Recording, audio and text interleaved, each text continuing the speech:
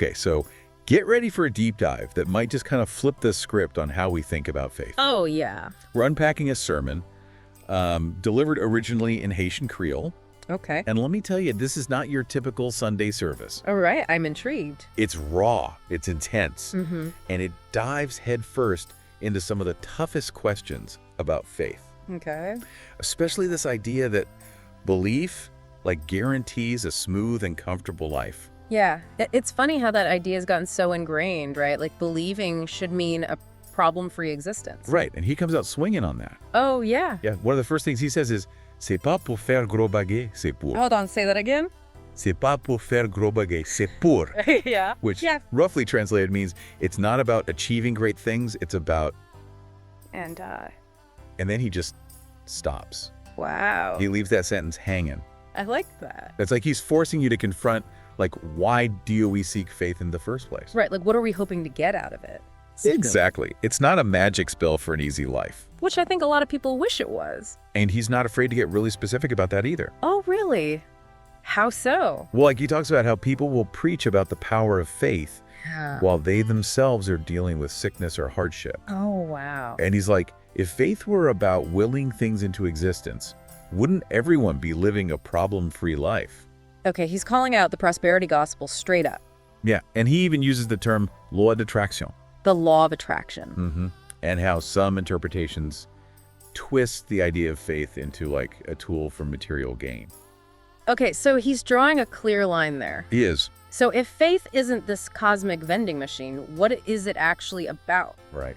Where does he go with this? Yeah, what's the alternative? Well, he argues that true faith is tested, even strengthened, through adversity. Okay, I've heard that before, but how does he back that up? Well, he dives deep into the Old Testament Okay. and brings up the story of Abel to rescue. Abel. Now, there's a name you don't hear every day. Right. And we usually hear about Abel as a victim. Right, the first murder in the Bible. Pretty heavy stuff. But the speaker focuses on something different. What's that? The fact that Abel remained faithful, even though it ultimately led to his death. Wow, that's not the typical Sunday school lesson. Right. No kidding. Yeah. So he's saying that faith isn't about avoiding suffering. No, not at all. In fact, he's saying suffering is part of the human experience. Okay, so how does that connect to faith then? Well, he uses Abel's story to highlight that enduring hardship can actually deepen our understanding of faith. So instead of asking God to remove obstacles, it's about trusting Him to get us through them. Yeah, like trusting He'll be there with us no matter what we face. Which is probably why he chose to frame the entire sermon around that question. Right. Right. Do you understand what you're reading? He's pushing us to go beyond the surface level. Totally. Like beyond the feel-good interpretations and really wrestle with this idea to confront the reality that believing doesn't mean we'll be exempt from hardship. Exactly. And speaking of confronting tough questions, he doesn't let us off easy when it comes to the big names of the Old Testament either. Oh, really? Like who? Oh, he goes there. He really takes aim at those biblical figures we think we have all figured out. Right, like the All-Stars. Yeah, exactly. It's like he's saying, you think you know Abraham. Let me tell you about the time he was asked to sacrifice his son. Whoa, okay. Talk about a faith test. Right. Not exactly a walk in the park. Not at all. And the speaker really emphasizes the emotional weight of that story, Yeah. you know? Yeah. He uses the phrase bon Dieu puissant, meaning God is powerful. Okay. But he's not just stating a fact. It's almost like he's saying it with this gasp of awe, you know? Wow. Like Abraham's faith wasn't about dictating outcomes. It was about trusting God's power even when facing the unthinkable. Yeah, it makes you realize a lot of those Old Testament stories, they're not exactly PG, are they?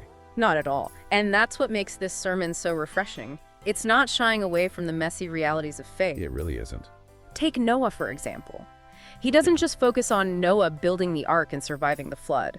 He talks about Noah living in a world that rejected his message, that ridiculed him for building this giant boat for a flood no one else could even imagine. It's true.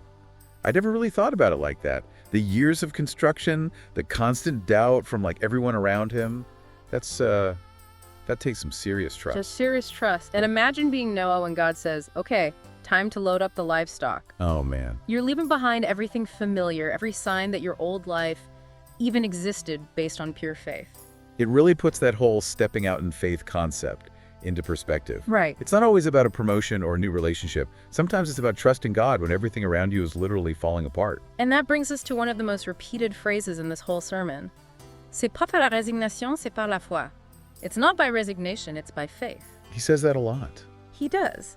And he uses it to emphasize that enduring hardship is not about accepting defeat, but about actively choosing to trust in God's promise, even when things are difficult. Okay, so he's made it clear. Faith is tested, it's not always pretty, and it doesn't guarantee a problem-free life.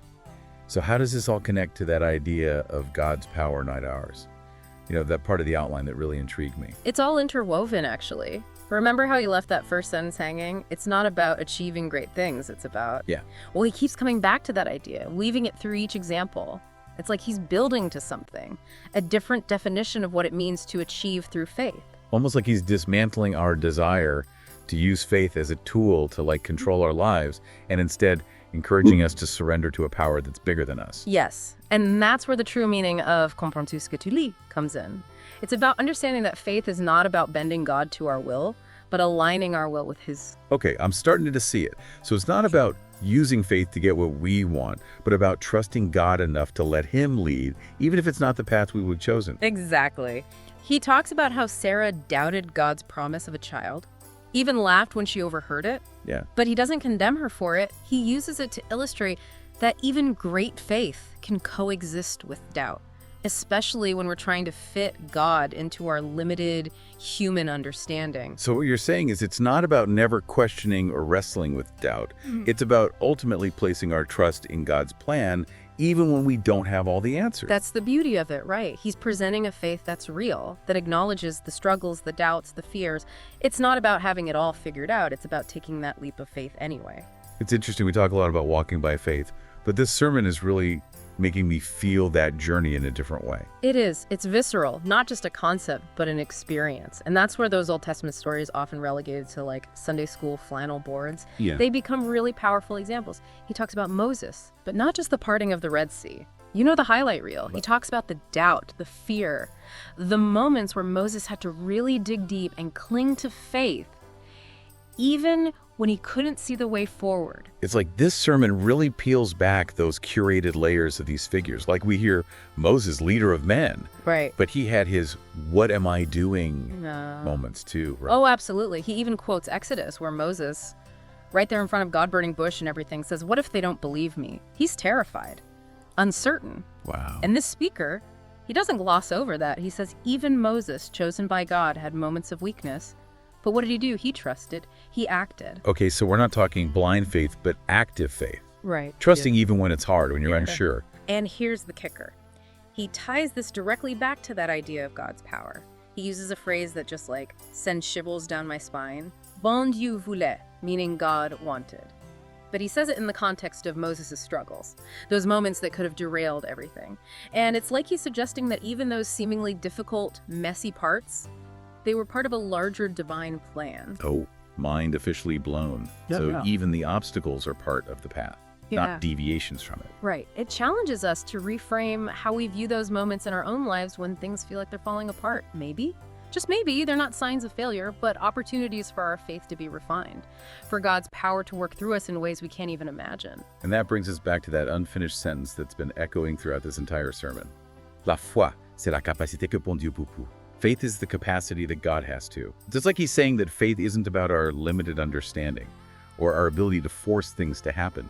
It's about tapping into something much larger than ourselves, something that can achieve the impossible when we surrender control and trust in his plan. And that surrender, as he's so powerfully articulated, is not about weakness or resignation. It's like the ultimate act of trust, acknowledging that God's ways are higher than our ways, his plans far grander than our own limited perspective allows.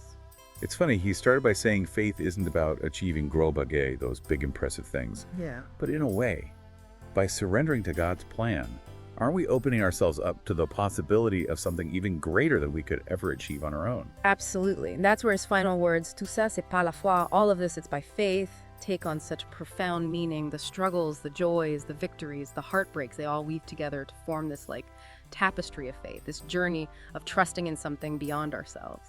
This deep dive has been intense, eye-opening, and honestly a bit of a faith workout. It's challenged me to rethink what it truly means to believe, to trust, and to surrender to a power far greater than my own understanding. And as you go about your day, maybe that's the question to carry with you. Where are you being called to surrender control, to trust more deeply, to allow your faith to be the anchor that steadies you, even amidst the storms?